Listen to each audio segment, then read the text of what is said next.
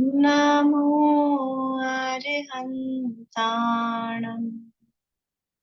नमो सिद्धाणम् नमो आयिरियाणम् नमो वज्रायाणम् नमो लोये सव्यसाहुम् ऐसो पंच नमो यारो सब पावपणासनो मंगलाणं च सव्येसिं परमं भोगी मंगलम् परमं भोगी मंगलम्।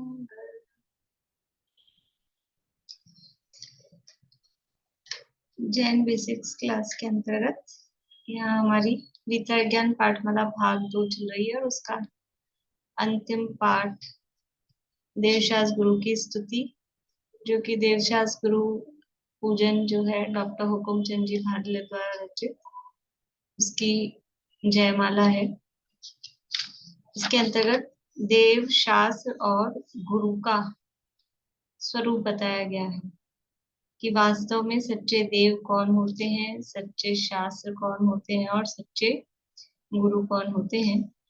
एक बार हम पाठ करते हैं, मैं स्टार्ट करती हूँ, फिर मैं जिनको अनम्यूट करूंगी वो बोलिएगा, ठीक है।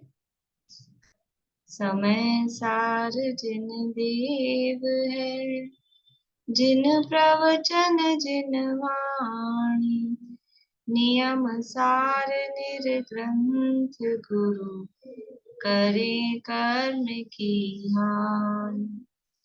स्वरूप ख्याल में लेते जाइएगा, बोलते पाठ करेंगे तो स्वरूप ख्याल में आता जाए।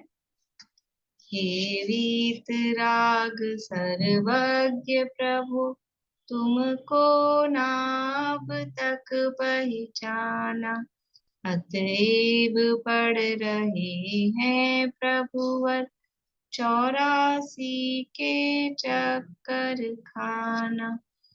करुणा निधि तुमको समझनाथ, भगवान भरोसे पड़ा रहा, भरपूर सुखी कर दोगे तुम, यह सोचे सन्मुख खड़ा रहा। तुम वीतराग हो लीन स्वयं में, कभी न मैंने यह जाना, तुम हो निरीह जग से कृत कृत, इतना ना मैंने पहचाना। प्रभु वीतराग की वाणी में जैसा जो तत्व दिखाया है, यह जगत स्वयं परिणमनशील केवल ज्ञानी ने गाया है। उस पर तो श्रद्धा ला न सका, परिवर्तन किया, बन कर परीक्षा करता अब तक, सत्कान प्रभु सम्मान किया। भगवान तुम्हारी वाणी में जैसा जो तत्व दिखाया है, स्यादेवाद ने अनेकांत में समय सार समझाया, उसे पर तो ध्यान दिया न प्रभु, विकथा में समय गवाया। सोता में रुचि ने हुई मन में, ना मन को उधर लगाया। मैं समझ न पाया था अब तक, जिन वाणी किसको कहते हैं, प्रभु वीतराग की वाणी में कैसे क्या तत्व निकलते हैं।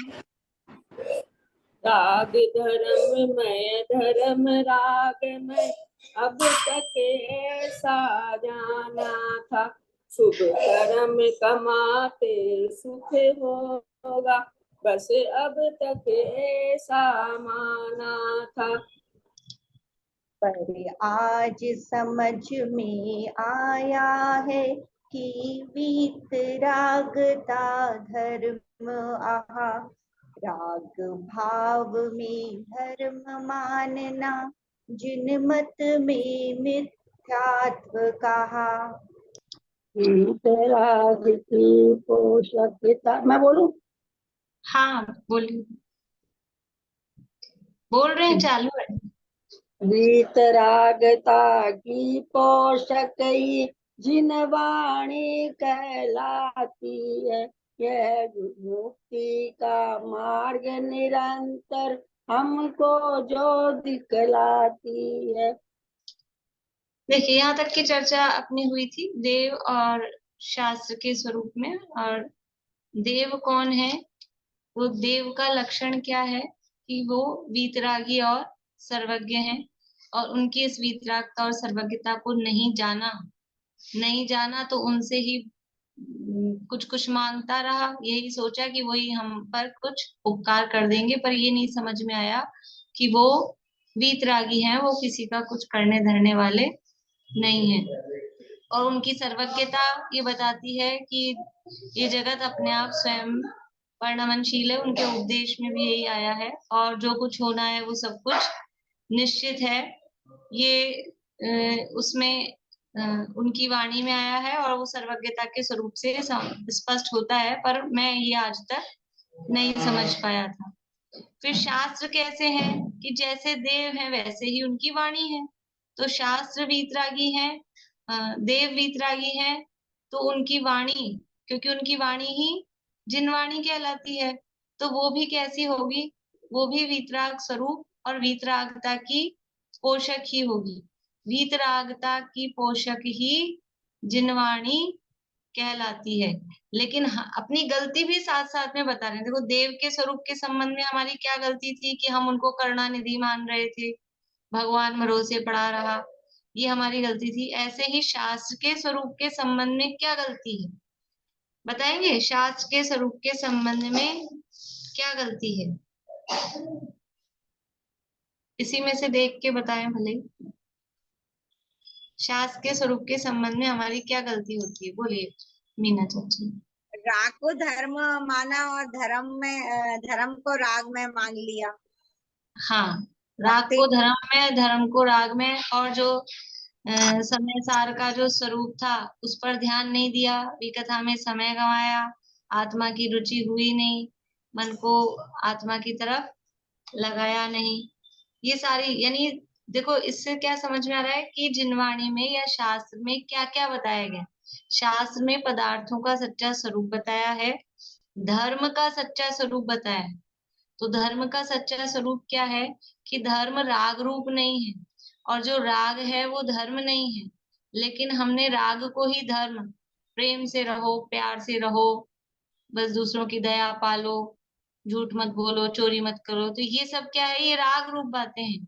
लेकिन ये पुण्य तो हो सकता है, शुभ भाव हो सकता है, शुभ भाव है, हो सकता है क्या, पर ये सच्चा वास्तविक धर्म नहीं है। वास्तविक धर्म तो वीतराग स्वरूप होता है, तो ये बात हमें समझ में नहीं आई। और जिनवाणी में तो क्या लिखा है कि राग भाव में धर्म मानना, जिन मत में मिथ्यात्व कहा।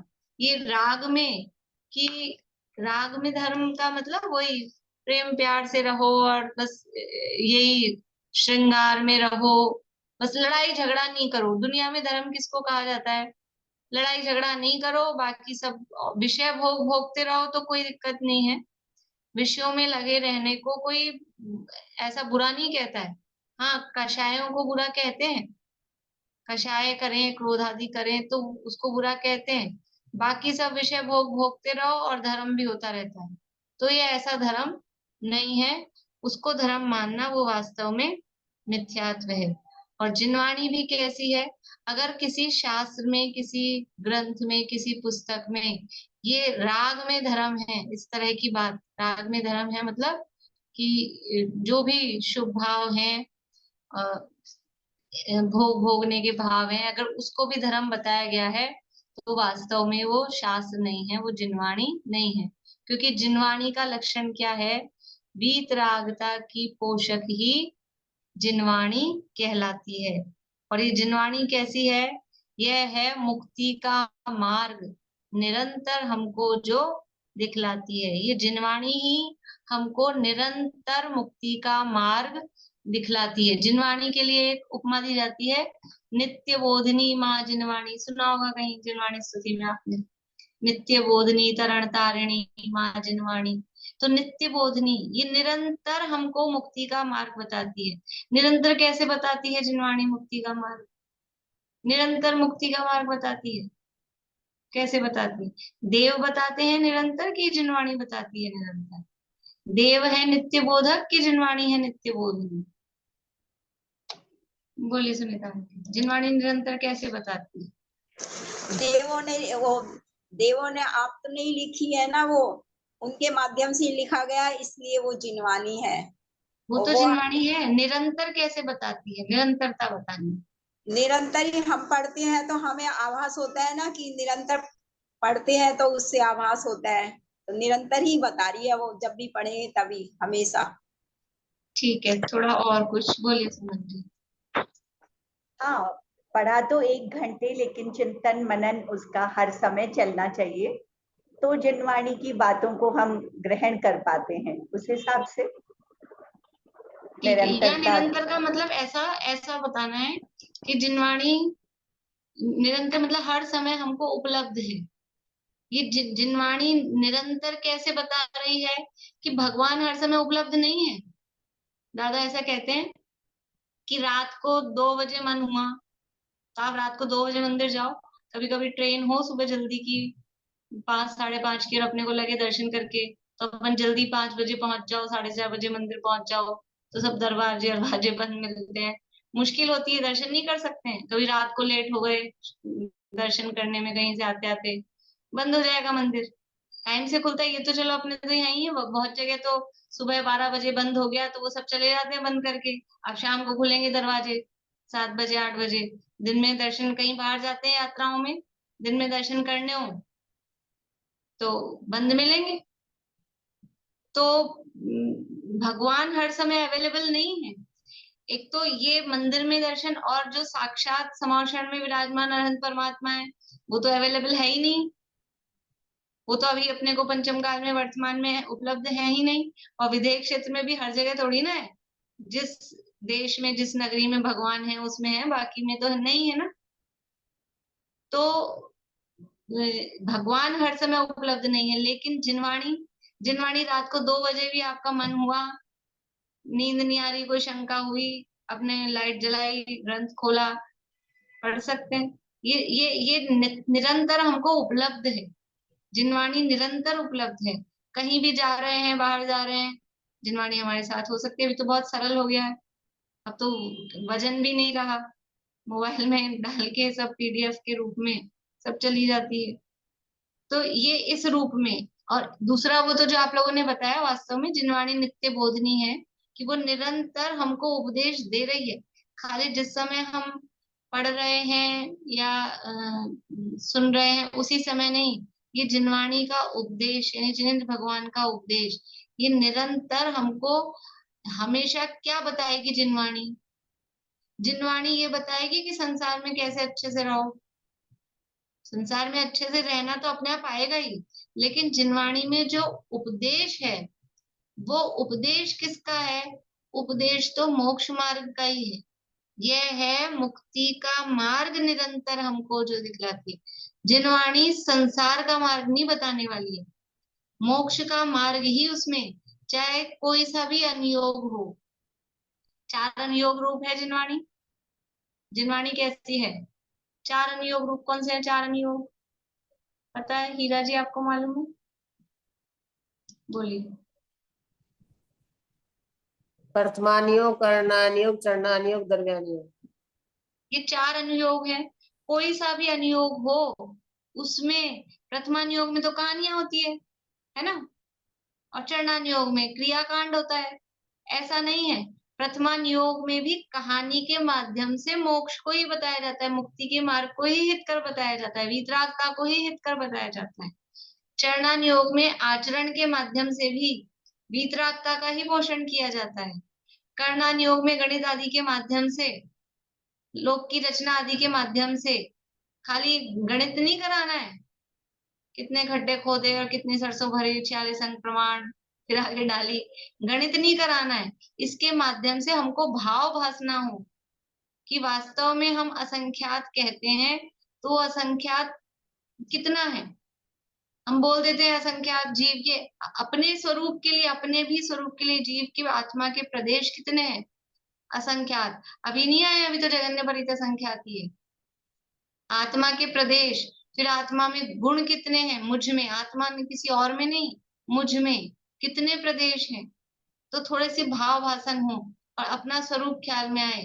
वीतरागता वैराग्य है कि दुनिया में हम जरा से करोड़ अरब रुपए समझ के अपने को समझ रहे हैं, हम कितने बड़े पति करोड़पति अरबपति, ऐसा अपने आप को समझते हैं। लेकिन इन असंख्यात के आगे ये कुछ भी नहीं है, और भी अनंत पर पहुंचेंगे तो पता नहीं क्या होगा। तो वो कर्णान योग भी, गणित सिखाने के लिए नहीं है, गणित भी वीतरागता के पोषण के लिए ही, मोक्ष मार्ग के लिए ही, उसी को बताती है। और द्रव्यान योग तो है ही डायरेक्टली, उसमें तो सीधा सीधा मोक्ष मार्ग का उपदेश है ही। तो ये ना, ये है मुक्ति का मार्ग निरंतर हमको जो दिखलाती है। तो इसके 2-3 तरह से अर्थ करना कि निरंतर मुक्ति का मार्ग दिखला रही है, अर्थात जिनवाणी में एकमात्र मोक्ष मार्ग का ही निरूपण होता है। और दूसरा, किसी भी तरह से राग में धर्म बता दे कि थोड़ा संसार मार्ग का भी निरूपण हो जाए, ऐसा कतई नहीं होता है। और ये जिनवाणी हमको हमेशा उपलब्ध है, हर समय अवेलेबल है। और जिनवाणी को हम पढ़ते 1 घंटा है, सुनते 1 घंटा है, लेकिन फिर भी वो उपदेश निरंतर क्या रहता है उसका, वही मोक्ष मार्ग का ही उपदेश वो हमको, यदि हम उसको जीवन में धारण करते हैं तो वो निरंतर हमको मोक्ष मार्ग का ही उपदेश देती है। इस प्रकार ये जिनवाणी का स्वरूप क्या हुआ। अब है गुरु मुनिराजों का स्वरूप। उस वाणी के अंतरतम को जिन गुरुओं ने पहचाना है, उन गुरुवर्यों के चरणों में मस्तक बस हमें झुकाना है।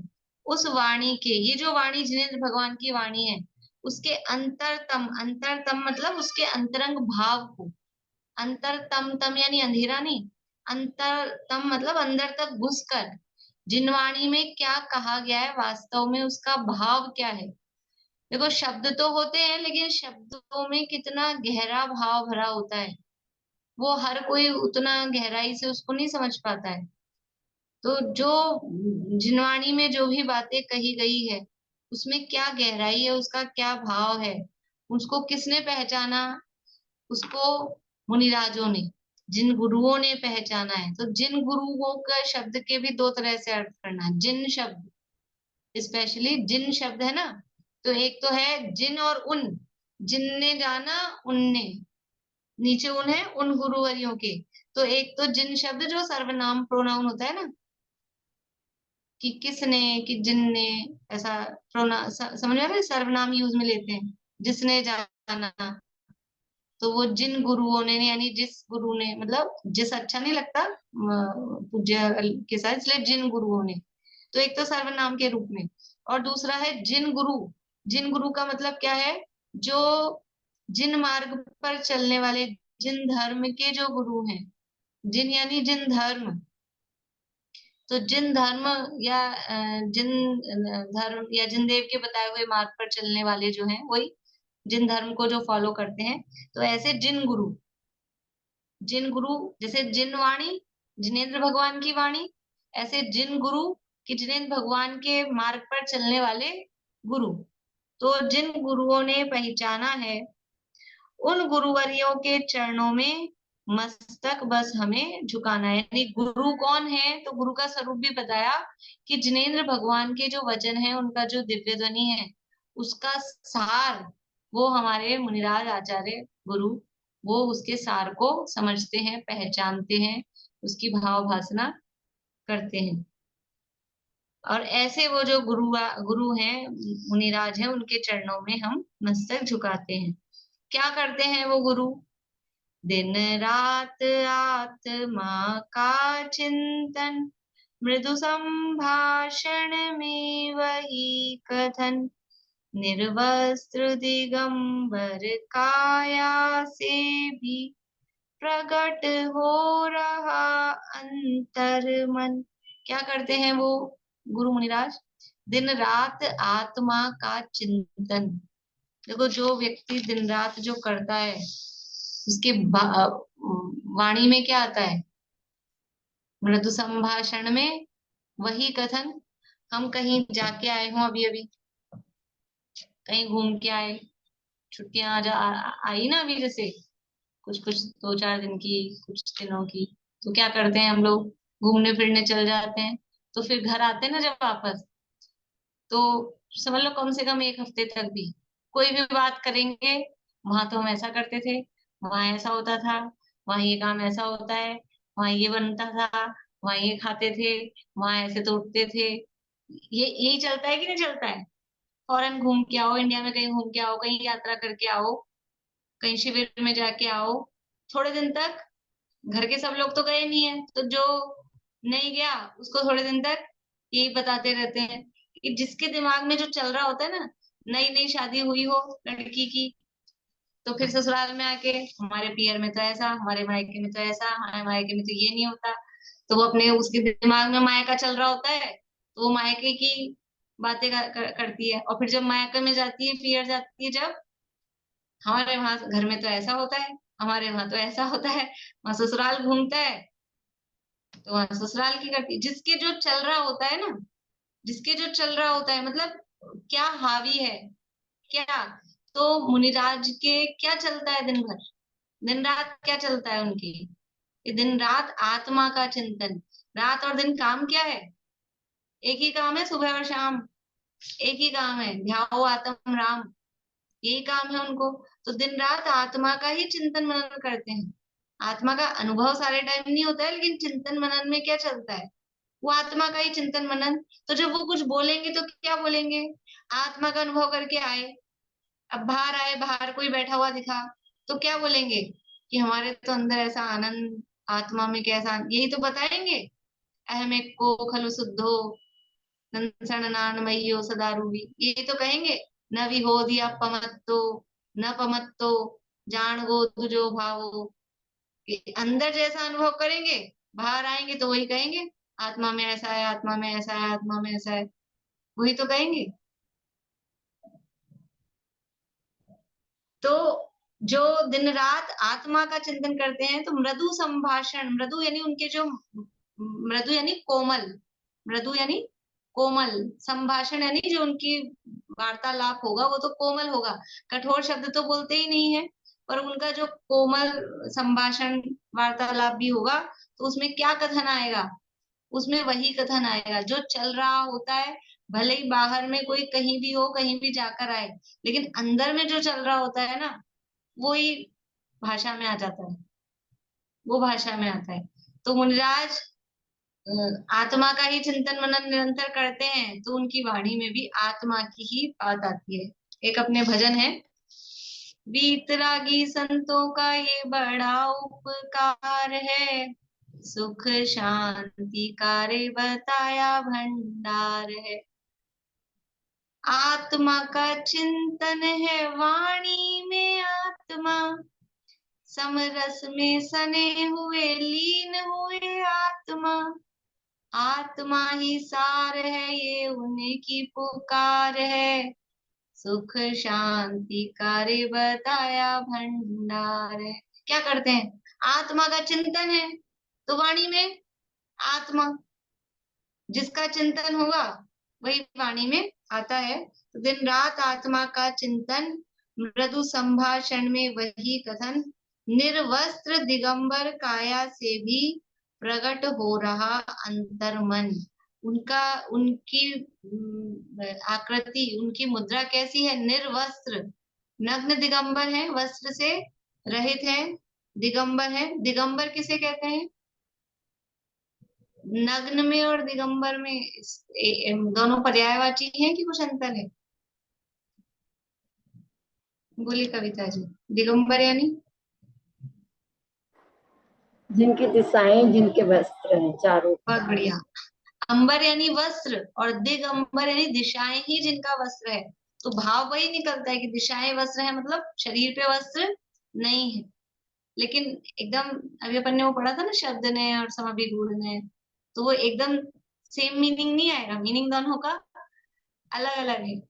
तो निर्वस्त्र यानी वस्त्र रहित है, और वस्त्र रहित है तो इसका अर्थात क्या हुआ कि दिगंबर है, क्योंकि दिशाएं ही फिर उनका अंबर है। तो निर्वस्त्र दिगंबर काया, शरीर कैसी है? वस्त्र रहित है, दिगंबर है।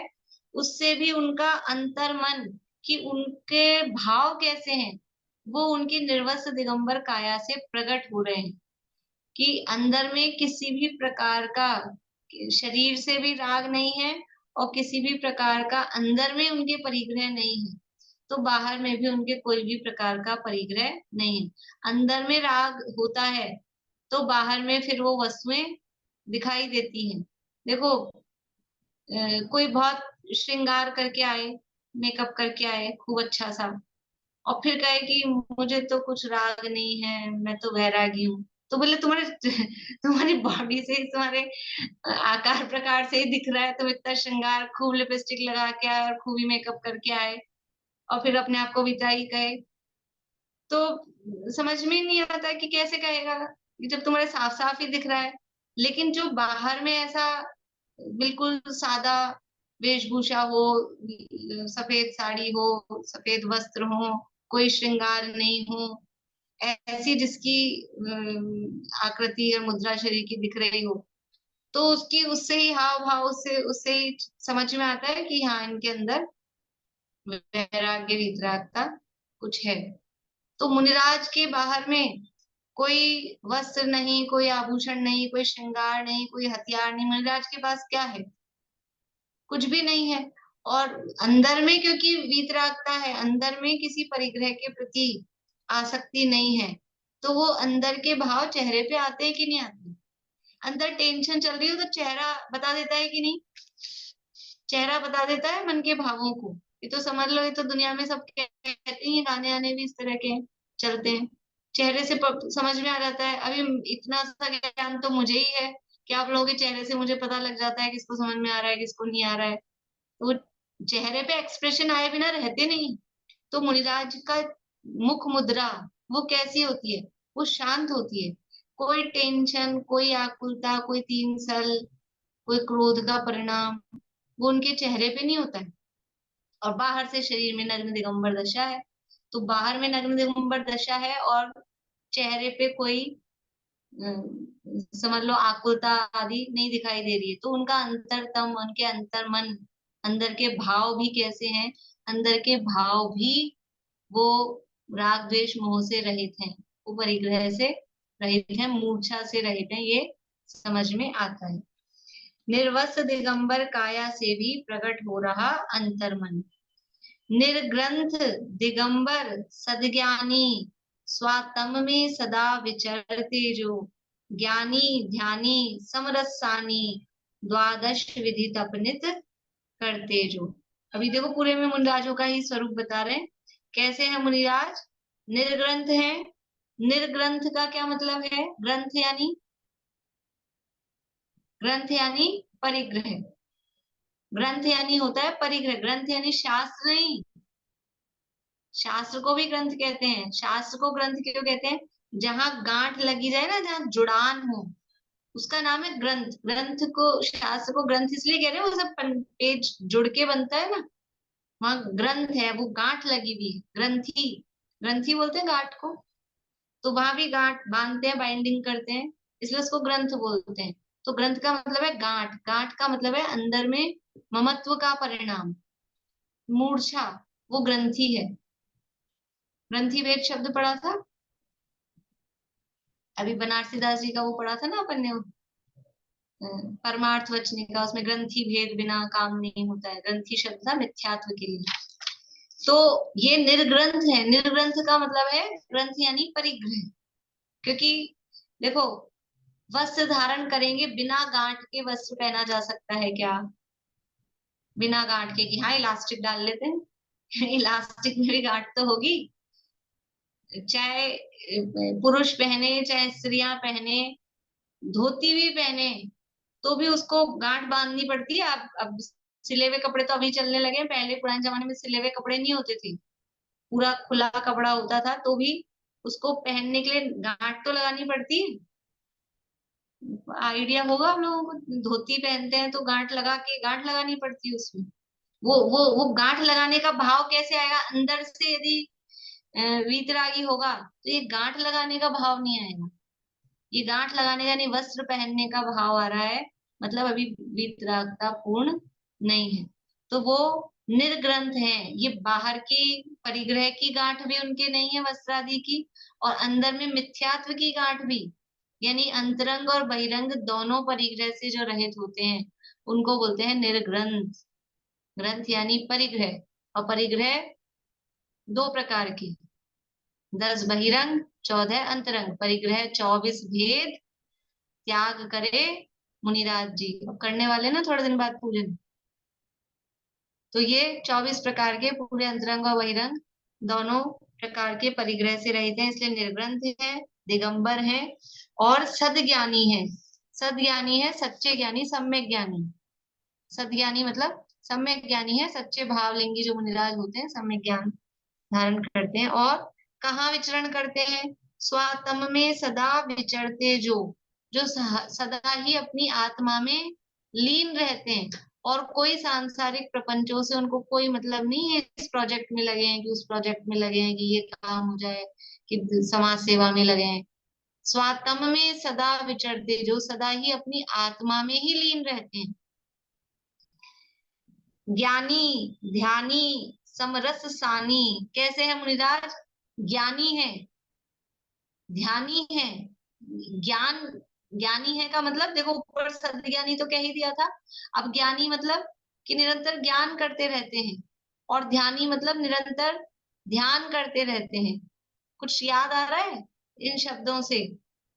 ये जो शब्द आए ना, स्वात्म में सदा विचरते, जो आत्मा में लीन रहते हैं, ज्ञानी है ध्यानी है, और द्वादश विधि तपनित करते, जो निरंतर 12 प्रकार के तपों को करते रहते हैं।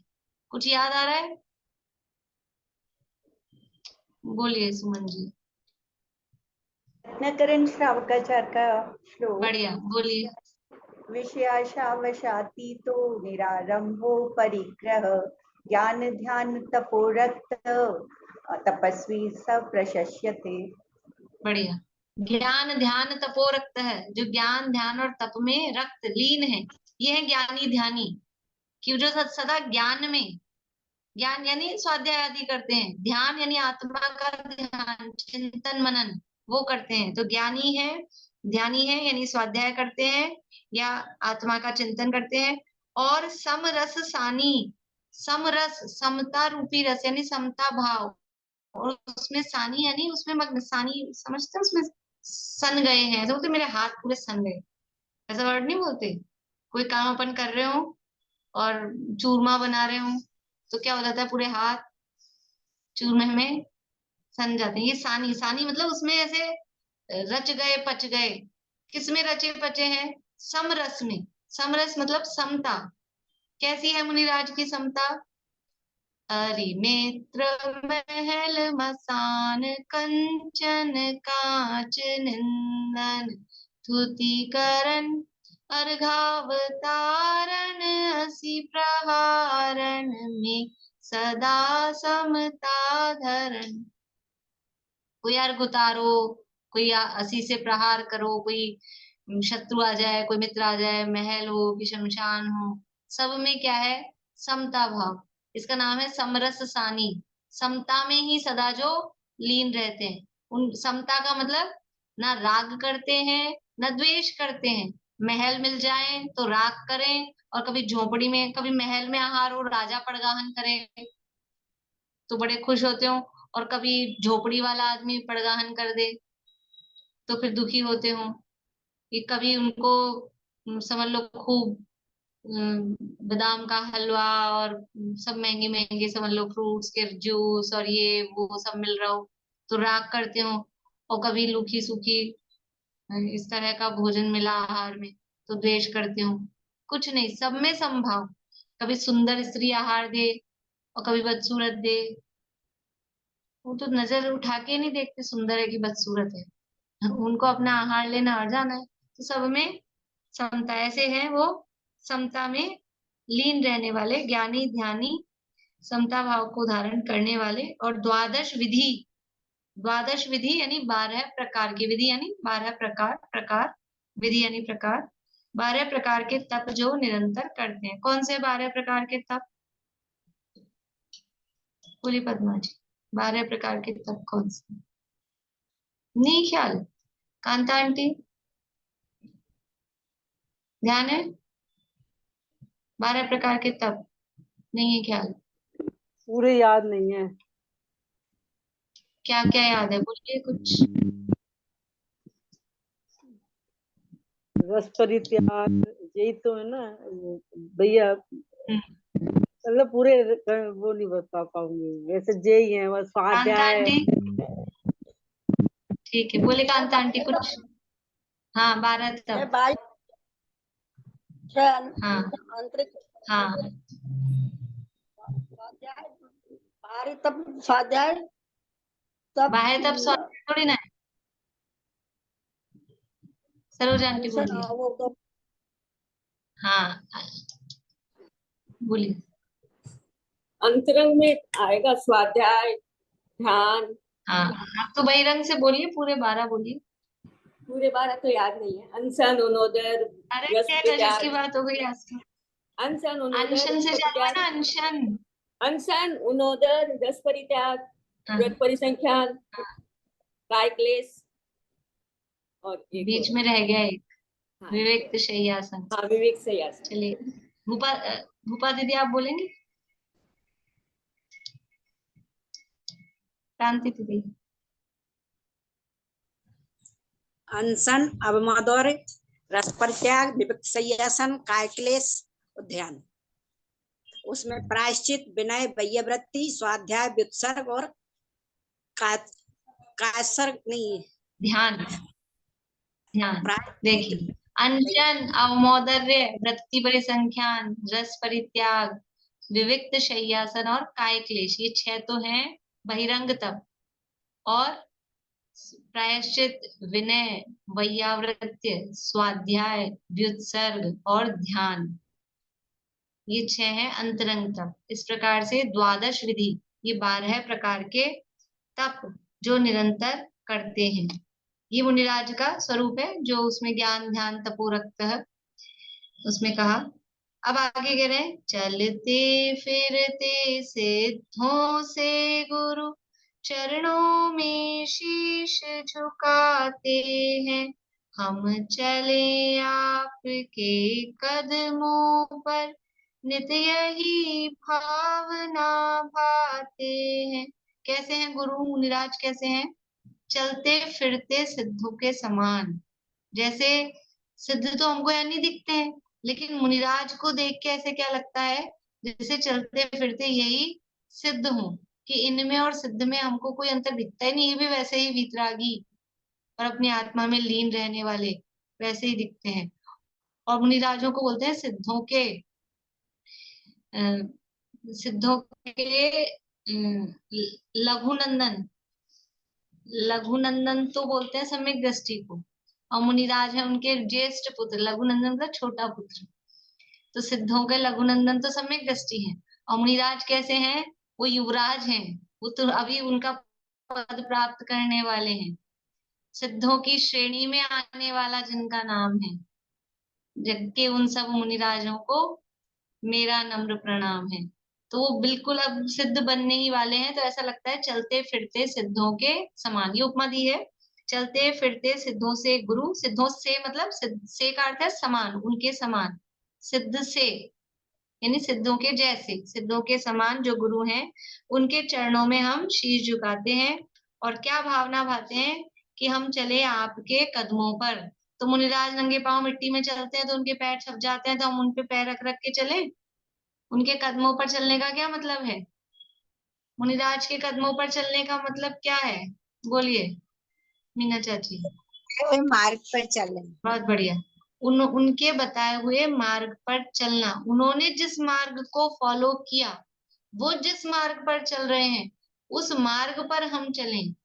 तो उसका मतलब है कि हम चले आपके कदमों पर। कि क्या किया उन्होंने?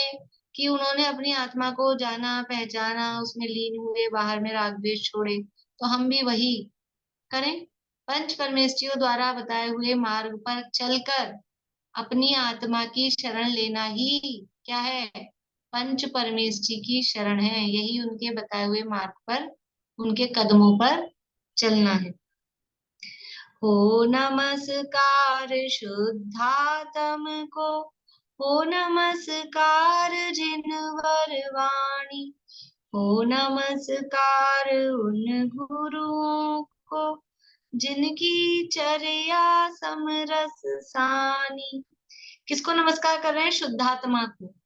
शुद्धात्मा को नमस्कार कर रहे हैं और फिर आगे कह रहे हैं हो नमस्कार जिनवर वाणी। जिनवर वाणी तो यानी शास्त्र हो गए, जिनेन्द्र भगवान की वाणी।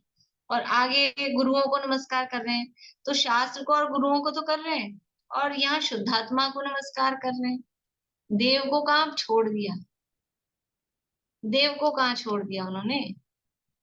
बोले सुमन जी।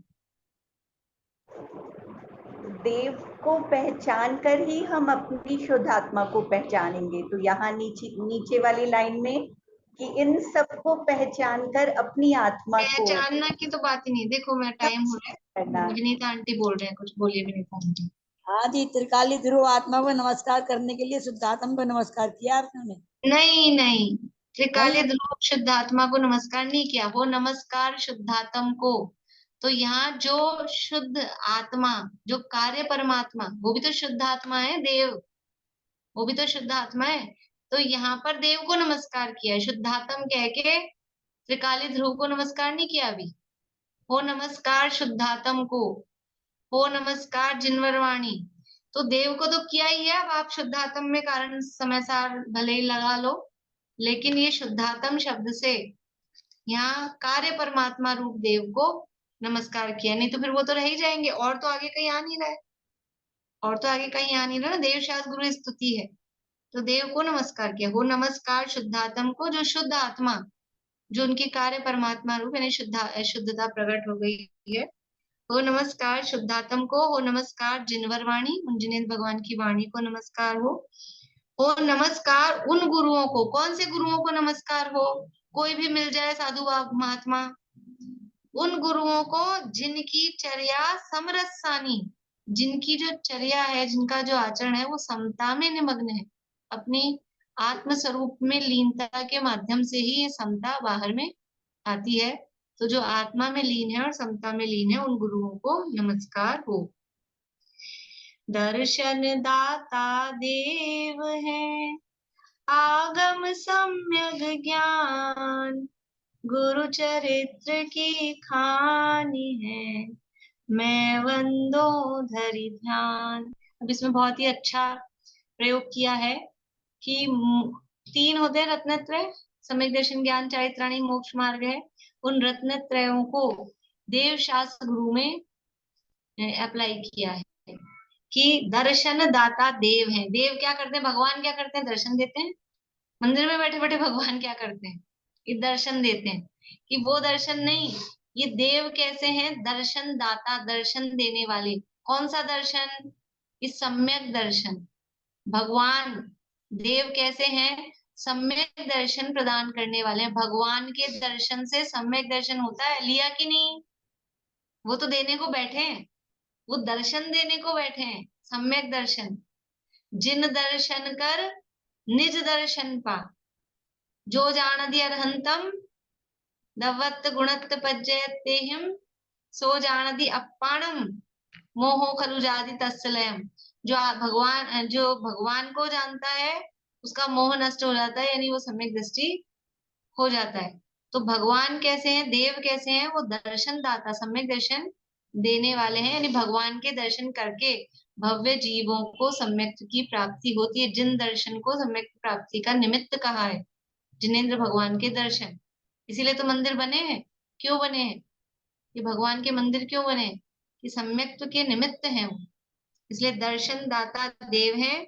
और आगम यानी शास्त्र, वो कैसे हैं, वो सम्यक ज्ञान है, शास्त्र ज्ञान वो सम्यक ज्ञान है।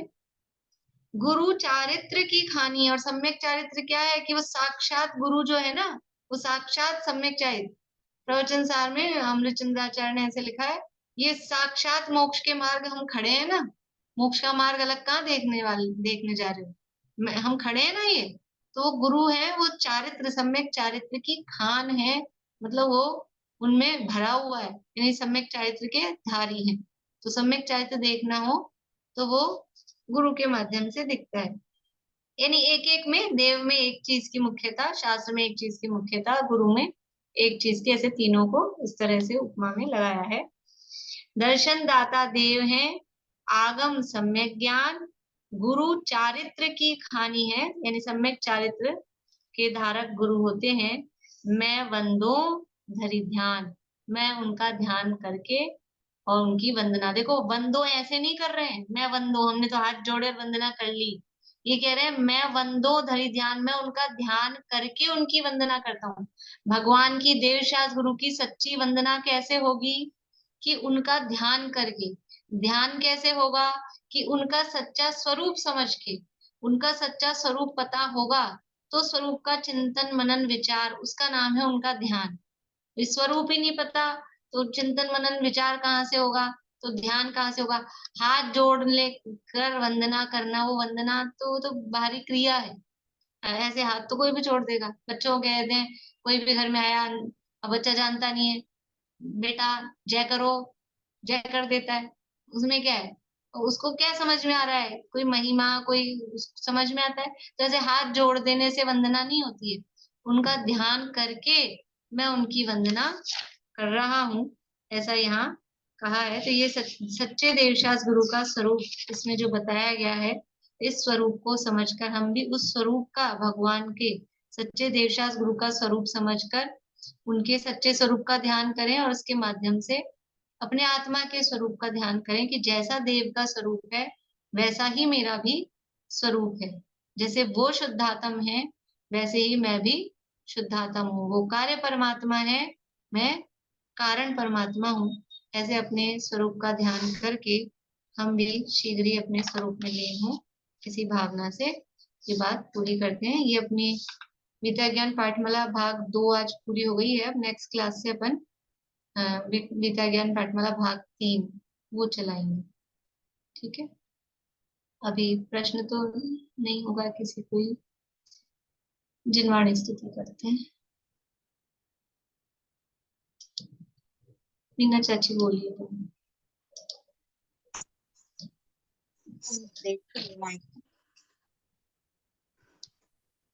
नहीं जन्मू नहीं मरता, नहीं घटता नहीं बढ़ता, अगुरु लघु रूप ध्रुव गायक, सहज जीवन हमारा है, सहज ऐश्वर्य में मुक्ति, अनंतों गुणमयी रिद्धि, विलसती नित्य ही सिद्धि, सहज जीवन हमारा है, अहो चैतन्य आनंद में, सहज जीवन हमारा है, अनादि अनंत पर निरपेक्ष ध्रुव जीवन हमारा है।